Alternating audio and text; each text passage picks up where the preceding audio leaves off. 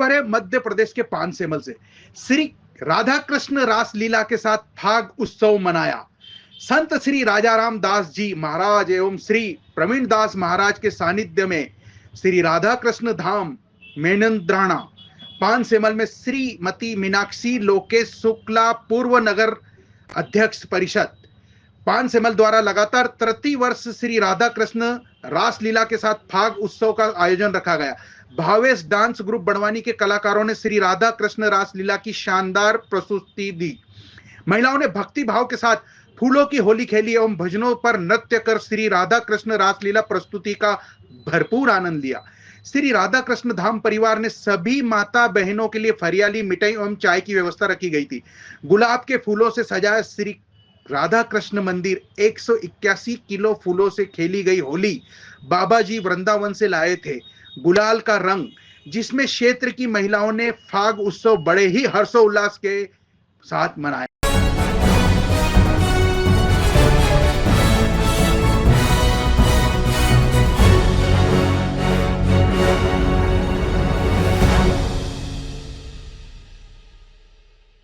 तालाब की जमीन पर कब्जेदारी को लेकर दो पक्षों में चटकी लाठियां, कई घायल। अयोध्या में रौनाही थाना सत्ती चौराहा चौकी क्षेत्र के अंतर्गत सारंगापुर में आबादी के बीच बने तालाब की जमीन पर अतिक्रमणकारियों पर राजस्व विभाग की मेहरबानी का खामियाजा दो पक्ष के लोगों को भुगतना पड़ा।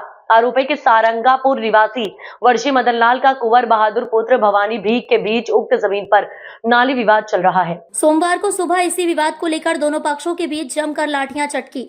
दोनों पक्षों से मदन लाल, रेखा, राहुल तथा मदन लाल के छोटे भाई की पत्नी व कुंवर बहादुर, गब्बू, साधना, राधा सहित कई लोगों को गंभीर रूप से घायल हो गए। घटना की सूचना पर पहुंची पुलिस ने घायलों को इलाज के लिए CHC सोहावल भिजवाया। चिकित्सकों ने राधा को मामूली चोट आने से प्राथमिक उपचार कर अन्य सभी गंभीर रूप से घायल महिला पुरुषों को इलाज के लिए जिला अस्पताल भिजवाया गया है। ग्राम प्रधान रामचंद्र रावत का आरोप है कि ग्राम सभा में आबादी के जमीन पर पुराने तालाब, पशुचर खलिहान पर हो रहे अतिक्रमण की तहसील प्रशासन से अंकुश लगाने के लिए पैमाइश कर अतिक्रमणकारियों से भूमि मुक्त कराने की कई बार शिकायत की। बावजूद इसके मूक दर्शक बने राजस्व कर्मियों के कारण कोई कार्रवाई नहीं किया जाना ग्राम सभा में जमीनी विवाद का कारण बना।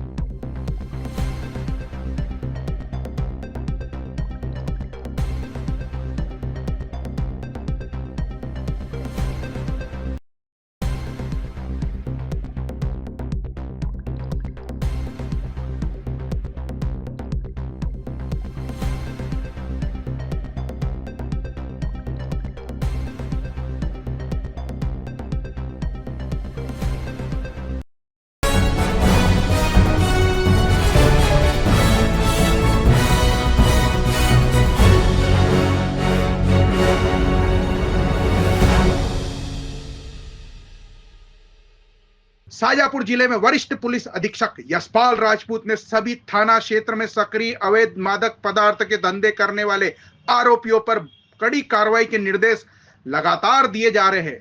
वहीं SSP TS बघेल ने थाना क्षेत्रों में अवैध मादक पदार्थ के धंधे करने वाले आरोपियों पर अंकुश लगाने के लिए टीमें गठित करने के निर्देश दिए जा रहे हैं। काला पीपल थाने के रवि भंडारी ने बताया कि पुलिस को मुखबिर की सूचना मिलने के पर एक व्यक्ति बाइक पर चाकरोद मार्ग की ओर से काला पीपल सोयाबीन प्लांट के पास अवैध मादक पदार्थ स्मैक लेकर गुजर रहा था। पुलिस ने पूछताछ की, जिसके बाद से अवैध मादक पदार्थ स्मैक मिली, जिसका वजन 76.62 ग्राम स्मैक निकली, जिसका मूल्य 7,50,000 रुपए बताया जा रहा है। काला पीपल थाने में रवि भंडारी ने बताया कि आरोपी को पुलिस ने गिरफ्तार किया है। आरोपी राजस्थान से अवैध स्मैक लाकर मध्य प्रदेश में बेचता था।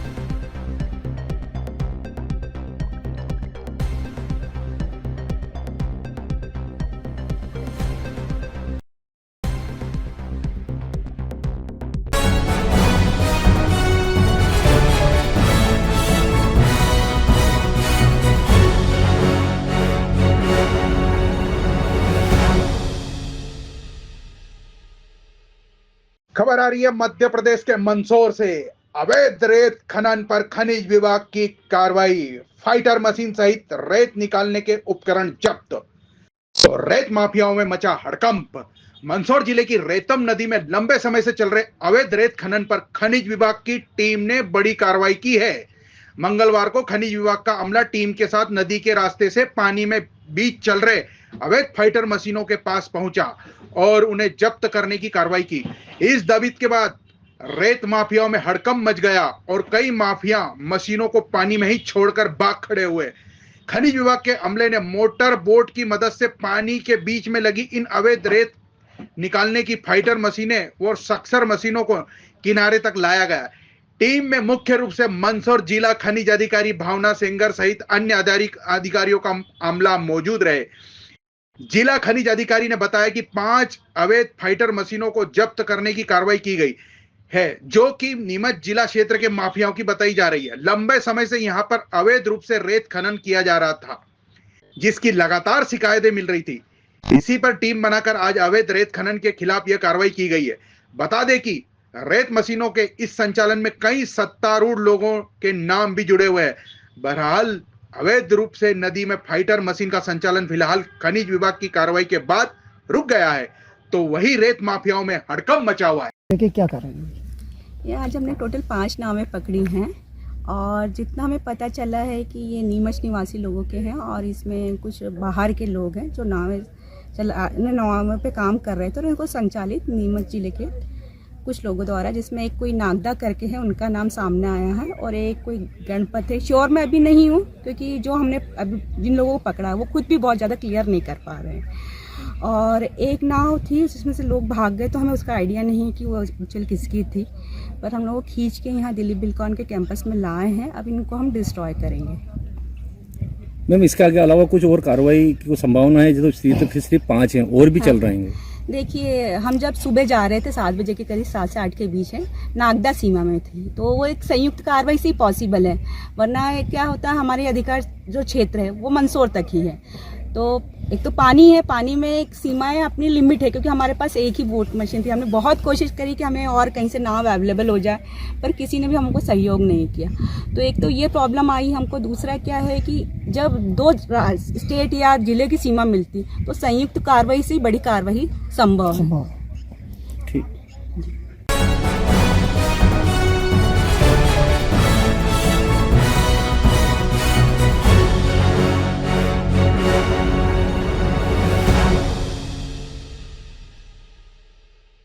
खबर आ रही है मध्य प्रदेश के शाजापुर से। शाजापुर जिला जल अभाव ग्रस्त क्षेत्र घोषित, कलेक्टर ने किए आदेश जारी।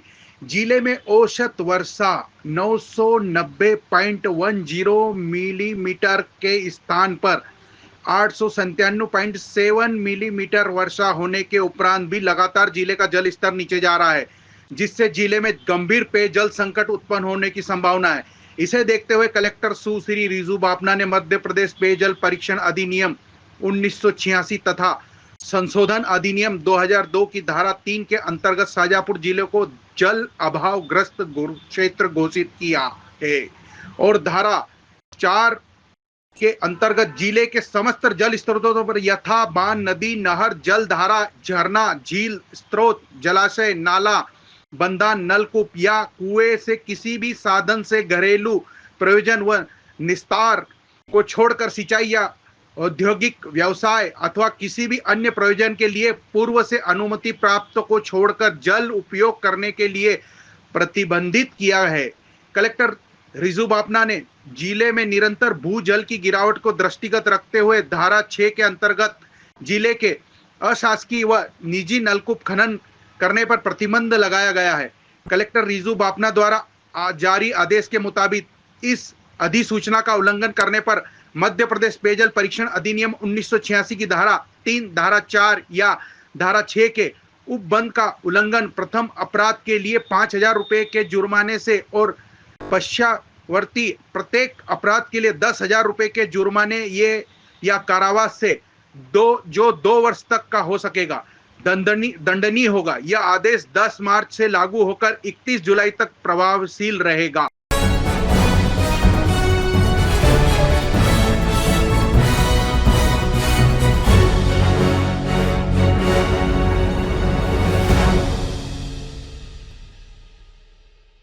और अब अगली खबर, फागुन एकादशी पर नगर में निकली निशान यात्रा। श्री श्याम दरबार सेवा, बिरला ग्राम सांस्कृतिक मंच और मयूर सपोर्ट के बैनर तले निकाली गई यात्रा। नागदा में आज फागुन एकादशी पर नगर में मनकामनेश्वर मंदिर से शुरू होकर नगर के प्रमुख मार्गों से होते हुए विशाल निशान यात्रा निकाली गई, जिसमें श्याम भक्त सैकड़ों की संख्या में सम्मिलित हुए, जहां हाथों में निशान लिए भक्त जय श्री श्याम के जयकारों के साथ शामिल हुए। यात्रा का जगह जगह पुष्प वर्षा कर स्वागत किया गया। वहीं बीजेपी पूर्व विधायक ने भी यात्रा में सम्मिलित होकर शुभ एकादशी की शुभकामनाएं प्रेषित की। आज 11 से और 11 पर खाटू श्याम जी महाराज की निशान यात्रा का अपना महत्व होता है। गवर्नमेंट कॉलोनी माननीय हनुमान प्रसाद जी का जो श्याम घाट मंदिर है, उस मंदिर के भक्त लोगों की निशान यात्रा और फाग उत्सव कराए, मैं आप सबके प्रति शुभकामनाएं व्यक्त करता हूँ।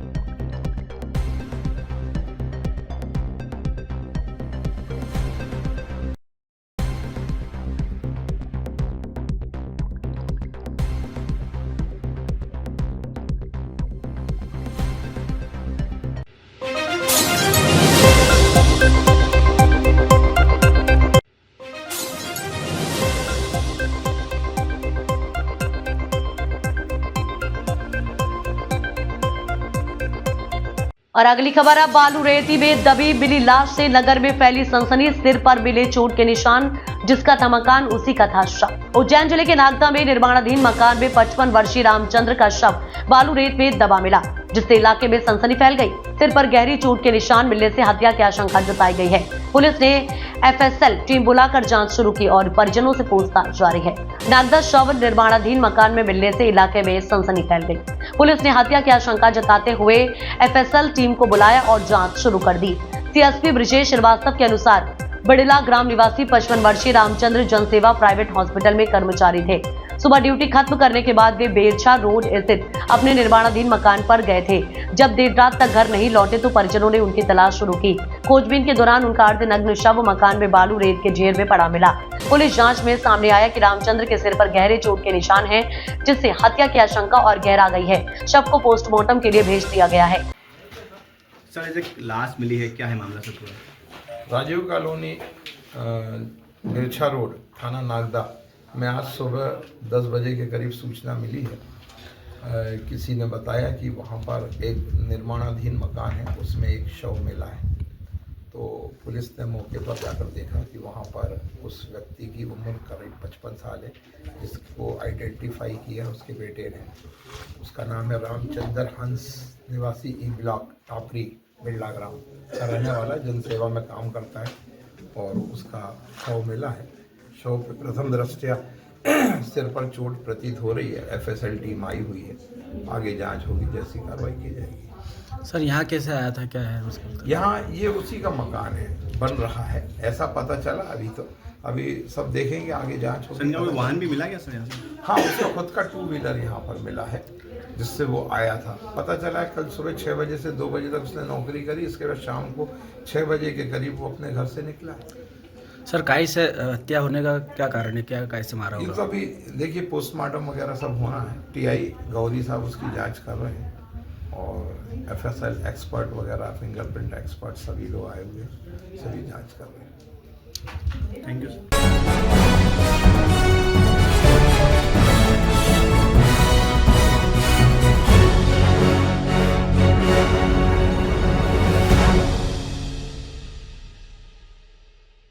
और अब अगली खबर, आदिवासी अंचल के भगौरिया के सांस्कृतिक पर्व के रंग में रंगने के लिए देश विदेश के पर्यटन अलीराजपुर जिले के क्षेत्र में लगने वाले मेलों में पहुंच रहे हैं। वही ढोल मंडल, झूले, चक्री का लुत्फ उठाते हुए भगौरिया का खूब आनंद ले रहे हैं। जहां भगौरिया पर्व को धूमधाम से मनाने के लिए अब की बार नगरीय विकास एवं आवास संसदीय कार्य विभाग कैबिनेट मंत्री कैलाश विजयवर्गीय का अलग अंदाज देखने को मिला।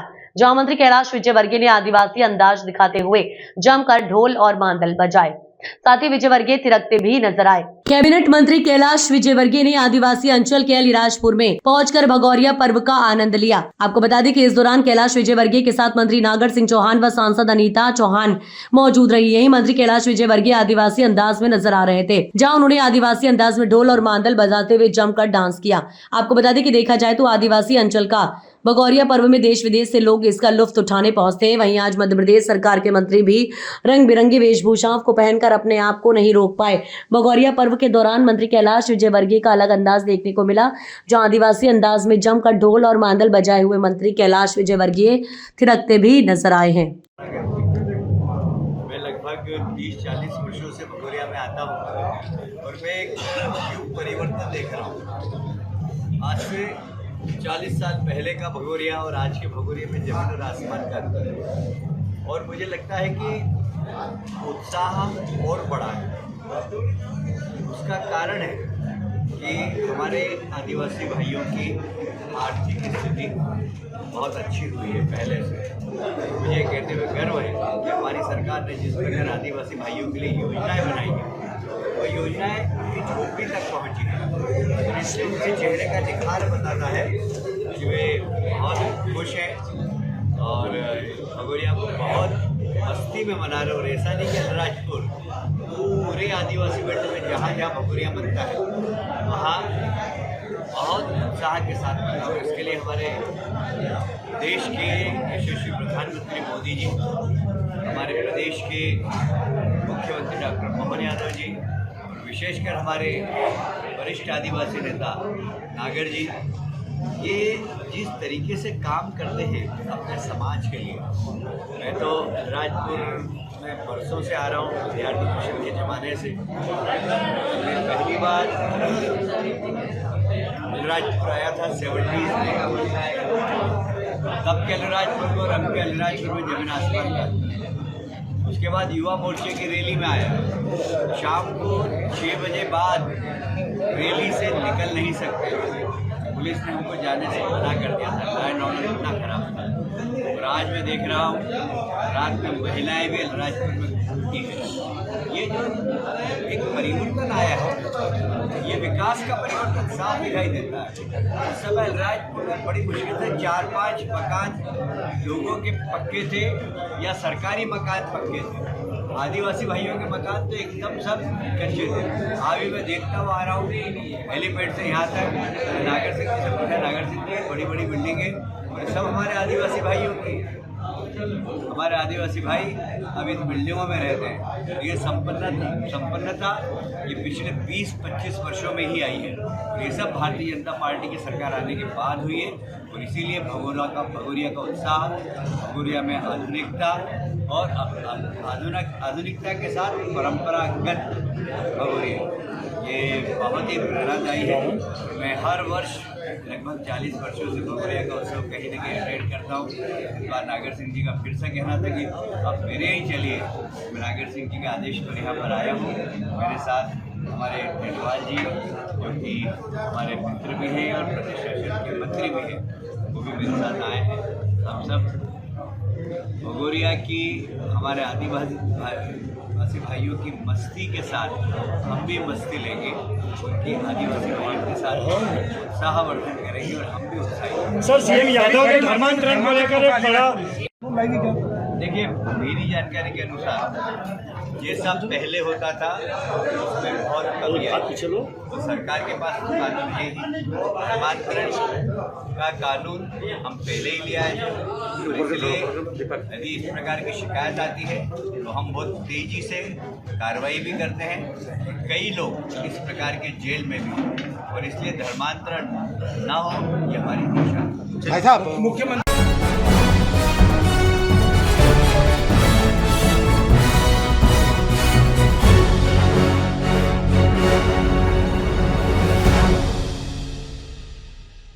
अंजड़ में भगौरिया पर्व धूमधाम से मनाया गया। शहर के आसपास के ग्रामीण आदिवासियों ने हजारों की संख्या में भाग लिया। कई मंडलों पर आदिवासी युवक युवतियों ने जमकर नृत्य किया।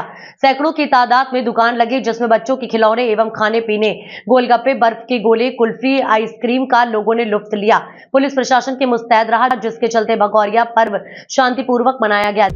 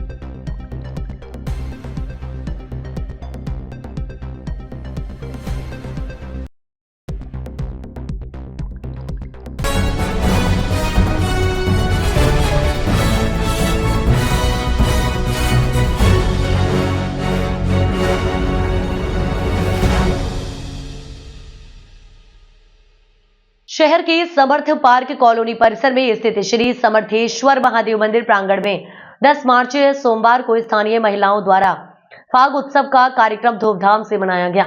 इस दिन सुबह से ही उत्साह पूर्वक सभी मातृ शक्तियों ने मिलकर मंदिर पर भगवान महादेव के शिवलिंग को रंग बिरंगे सुगंधित पुष्पों से सुसज्जित किया। इसके बाद सभी महिलाओं ने भगवान शिव और कृष्ण राधा की पूजा अर्चना की। इसके साथ ही भक्तिभाव से पूर्ण माहौल में भजनों का दौर भी चल रहा। तत्पश्चात संध्या समय में विविध रंगों की आकर्षक वेशभूषा में मां शक्तियों और उनके साथ नन्ही बालक बालिकाओं ने भगवान शिव के मंदिर के समक्ष बड़ी संख्या में भक्ति और उत्साह से युक्त होकर अपनी उपस्थिति दी। थोड़ी ही देर में राधा और कृष्ण के स्वरूप में मंद मंद मुस्कुराते हुए दो बालिकाओं ने मंदिर परिसर में प्रवेश किया, जो पूरे उत्सव में सभी उपस्थित भक्तजनों के बीच आकर्षण का केंद्र बिंदु रहे। उसके पश्चात सभी महिलाओं का नृत्य उत्सव प्रारंभ हुआ। संगीत और होली के गीतों की धुन पर काफी समय तक भक्ति से सराबोर वातावरण में मां शक्तियों का नृत्य चलता रहा। इस आयोजन और व्यवस्थाओं की प्रमुख भूमिका के निर्वहन में श्रीमती अर्चना पारे, श्रीमती कल्पना चौबे और श्रीमती दुर्गा हटकर ने फाग उत्सव की जानकारी देते हुए बताया कि पिछले 5 वर्षों से यह उत्सव स्नेह और श्रद्धापूर्वक और साथ ही बहुत उत्साह भरे वातावरण में धूमधाम से मनाया जाता है, जिसके अंतर्गत स्थानीय महिलाएं बड़ी संख्या में अपनी सहभागिता प्रदान करती हैं। कार्यक्रम के समापन पश्चात पधारे सभी भक्तजनों को प्रसाद के रूप में फलाहारी खिचड़ी का वितरण किया गया।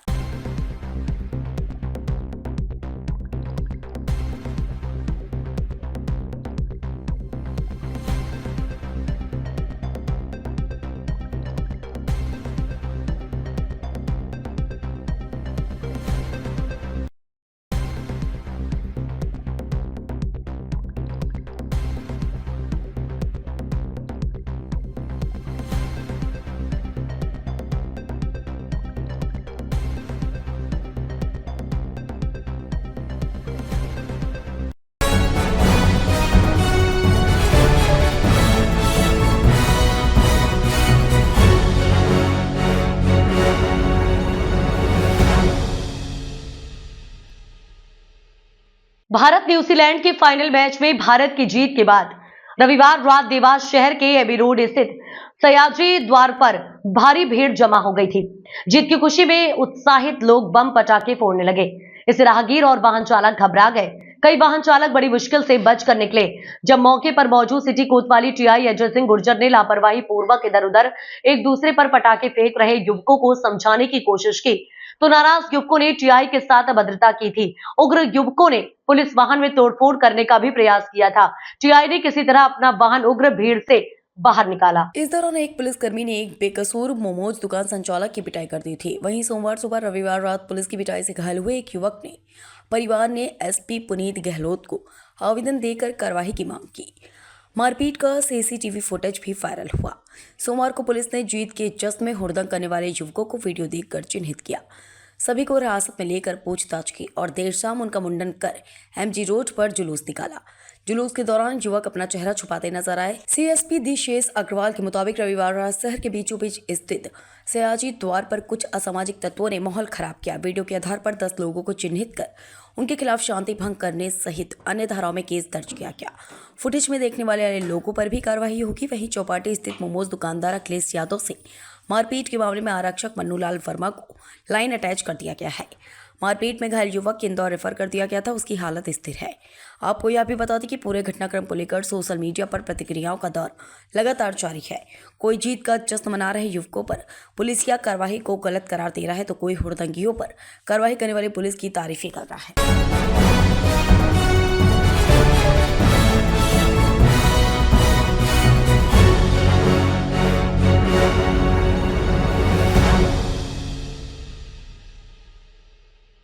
खबरदार मध्य प्रदेश से है। अंधे कत्ल का पुलिस ने किया खुलासा। पत्नी और जवाई ने मिलकर रची मौत की कहानी। धार जिले के कुक्षी थाना के अंतर्गत निसरपुर चौकी के पास पिपलिया का है मामला, जहां 6 मार्च को सूचना मिली थी कि एक व्यक्ति द्वारा फांसी लगा ली और परिवार मजदूरी करने गया। सूचना मिलते ही पुलिस ने मौके पर पहुंचकर नीम के पेड़ पर टंगी रस्सी को देखकर मामले को गंभीरता से लेते हुए पुलिस ने बारीकी से जांच शुरू कर जांच में पता चला कि मृतक की पत्नी और जमाई ने मिलकर अपने पति को रस्सी से गला दबाकर उसकी जान ली और पुलिस को गुमराह करने के लिए नीम के पेड़ पर रस्सी टांग दी। पुलिस ने जब बारीकी से दोनों से अलग अलग पूछताछ की, जिसमें पति जवाई और मां को मारने की धमकी दे रहा था। कहीं शराब के नशे में किसी दिन हत्या न कर दे, इसी बात के डर से सास और जवाई ने मिलकर की पति की हत्या। मृतक की पत्नी तितली बाई और जवाई राहुल के बयान के आधार पर पुलिस ने मामला पंजीबद्ध कर आरोपी के खिलाफ धारा 103(1) बीएनएस में अपराध दर्ज कर दोनों आरोपियों राहुल और तितली को पुलिस ने गिरफ्तार कर जेल भेजा।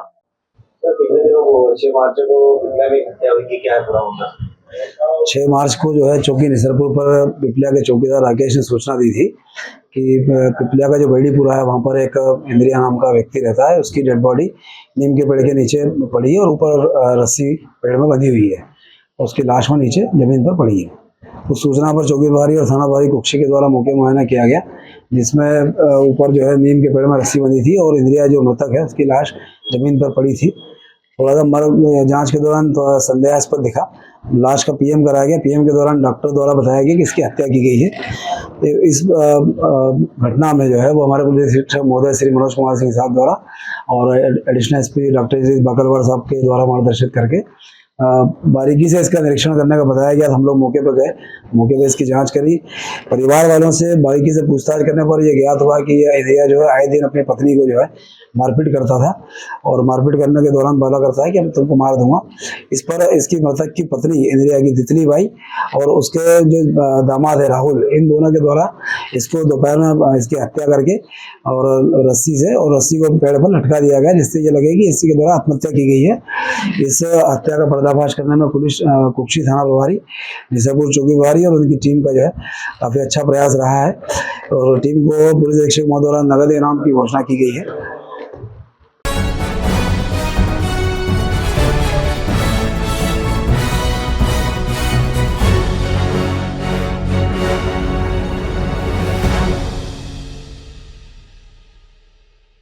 इसकी टोपी उसके सर, उसकी टोपी और किसी के सर, ये कहावत चरितार्थ हो रही है।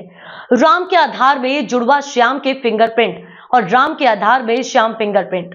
आधार बनाते समय कर दी गफलत। आधार सुधारने के लिए लगा रहे ऑफिसों के चक्कर। राम और श्याम ने आधार सुधार के लिए एनआईसी खरगोन से दिल्ली तक दौड़ लगा दी, लेकिन समाधान नहीं हुआ। अधिकारी का कहना है कि कोशिश की जा रही है, आधार कार्ड में सुधार किया जाएगा। खरगोन जिले के ग्राम कोठा बुजुर्ग के संतोष कुमरावत के जुड़वा बेटे राम व श्याम पर सटीक बैठती है। बचपन में दोनों भाइयों के आधार कार्ड बनाई, एक जैसी शक्ल होने से राम के आधार कार्ड पर श्याम का और श्याम के आधार पर राम का फिंगरप्रिंट आ गया। समस्या बचपन में शुरू हुई और जवानी की दहलीज तक बरकरार रही।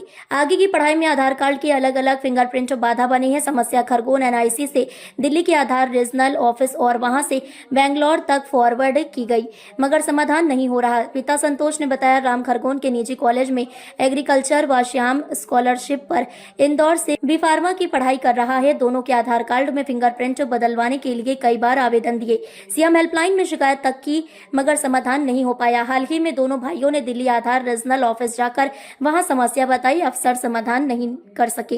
दिल्ली भी समस्या को बेंगलोर कार्यालय फॉरवर्ड किया गया है।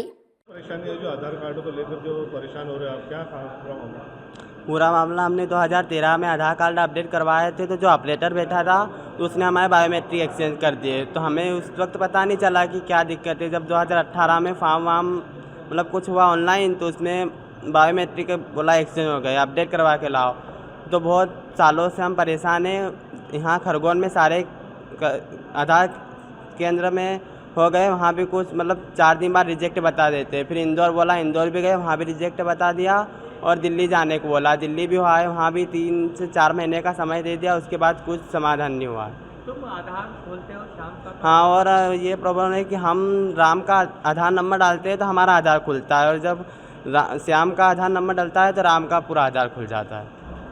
ये कलेक्टर ऑफिस में क्या आश्वासन मिला? कलेक्टर ऑफिस में आश्वासन मिला है कि हो जाएगा, 2-2.5 महीने में समय लगेगा उसमें। परीक्षा को लेकर हाँ, परीक्षा को कि ABC ID बन रही है तो परीक्षा फॉर्म नहीं भर पा रहे हैं, परीक्षा नहीं दे पाएंगे। नहीं दे पाएंगे। किस तरह से मांग किया आपने जो परीक्षा नहीं दे पाएंगे? बोला है कि वो भी बोल रहे हैं कि करेंगे, कोशिश करेंगे वो भी। अब वो तो गवर्नमेंट की योजना है तो वो भी कुछ कर पा रहे हैं अभी। तो तुम क्या चाहते हो? हम चाहते हैं कि हमारे जल्दी से जल्दी आधार बन जाए और एग्ज़ाम दे पाएँ। क्या नाम तुम्हारा? श्याम कुमरावत। फॉर्म नहीं भर पा रहे हैं, कॉलेज वाले बोल रहे हैं कि पहले आधार कार्ड अपडेट करवा के लाओ, तभी फॉर्म बनाएंगे एग्जाम। एग्जाम नहीं दे पा रहे। आप फिंगरप्रिंट लगाते थे, किसका नाम आता है? मैं लगाता हूँ कि भाई राम का नाम आता है। और ये करते थे आपका नाम? अच्छा, दोनों के सब्जेक्ट भी अलग है कि एक जैसी है? सब ऐसे एग्रीकल्चर है, हमारा फ्लाई है। सर ये आधार कार्ड को लेकर जो राम और श्याम परेशान हो रहे काफ़ी समय से, उनका अपडेट नहीं हो पा रहा है, क्या कारण है, किस तरह से समस्या हल की जाए? देखिए, ऐसे केसेस ज़िले में बहुत ही कम है, ना के बराबर। अभी तक पूरे ज़िले में ऐसे 2 या 3 केस है बस, और वो भी एक एक्सेप्शनल केस है, बहुत ही अपवाद वाला केस है, जिसमें सिर्फ 2 भाइयों का आपस में फिंगर वो मिसमैच हो गया है, मिक्स हो गया बेसिकली। तो ऐसे केसेस में हमने क्या हुआ कि भारतीय विशिष्ट पहचान प्राधिकरण UIDAI से मार्गदर्शन भी मांगा है, और ऑलरेडी UIDAI के प्रोजेक्ट मैनेजर श्री निकेत देवान सर खुद इसको हैंडल कर रहे हैं, और मैडम भी, कलेक्टर मैडम भी उनके साथ चर्चा में हैं, और जिला स्तरीय आधार निगरानी समिति की बैठक में इस तरह के मुद्दे को स्पेशल विशेष प्रयोजन और विशेष महत्व देके डिस्कस किया जा रहा है और समझा जा रहा है। जिस तरह से ये काफ़ी दिल्ली तक हुआ है, उनकी समस्या का हल नहीं हो रहा, तो इसमें कोई हल निकलेगा कि नहीं निकलेगा? नहीं, हल निकल जाएगा, बस थोड़ा सा ये है कि कुछ पोर्टल के भी कुछ रूल्स होते हैं और कुछ UIDAI के भी कुछ रूल्स एंड रेगुलेशन हैं, तो चीज़ें नियमों के तहत होगी, लेकिन हो जाएगी, थोड़ा सा समय लगेगा लेकिन हो जाएगा। जैसे उनको परीक्षा फॉर्म भरना है और डेट निकल चुकी है, और इस स्थिति में क्या है, उनके भी भविष्य का अंधकार में है ना, परीक्षा नहीं दे पाएंगे? नहीं, भविष्य अंधकार में ऐसा नहीं कह सकते किसी का, और वो भी यूनिवर्सिटी का एक सेमेस्टर की एग्ज़ाम है, तो सेमेस्टर की एग्ज़ाम तो आगे पीछे हो जाती है, ऐसी कोई दिक्कत वाली बात नहीं है। हाँ, थोड़ा सा डिले ज़रूर हुआ है चीज़ें होने में, क्योंकि क्या है कि चीज़ें यहाँ से जिले लेवल से जिले लेवल से नहीं हो पा रही है, उसमें ऑलरेडी वहाँ के स्तर से होनी है चीज़ें, UIDAI के स्तर से, इसलिए वो उनके स्तर से चीज़ें जितनी जल्दी हो सके उतना ज़्यादा बेहतर होगा। नहीं, जैसे प्रशासन का भी अभी हो नहीं हो पाता, प्रशासन की तरफ से क्या है कि प्रशासन की तरफ से ऐसा कुछ लिखित में अगर उनको लगता है तो हम सब कुछ दे चुके हैं अभी तक। हमने कॉलेज में भी उनके बात कर ली है, मैंने खुद ने बात करी थी उनके इंदौर के कॉलेज में, वहाँ के प्रोफेसर ने भी बोल दिया था कि इनको कॉलेज में पहले उनको आने से रोका था, फिर बोल दिया कि कोई दिक्कत नहीं, आप बैठने दो। तो हमारे स्तर से जितना मदद हो सकती है हम उनकी मदद कर रहे हैं। बाकी जो हम UIDAI के स्तर से हैं वो ऑलरेडी प्रोसेस चल रही है, वर्किंग में है, उस पर भी बहुत जल्द निराकरण हो जाएगा। क्या नाम सर आपका? प्रमोद पवार।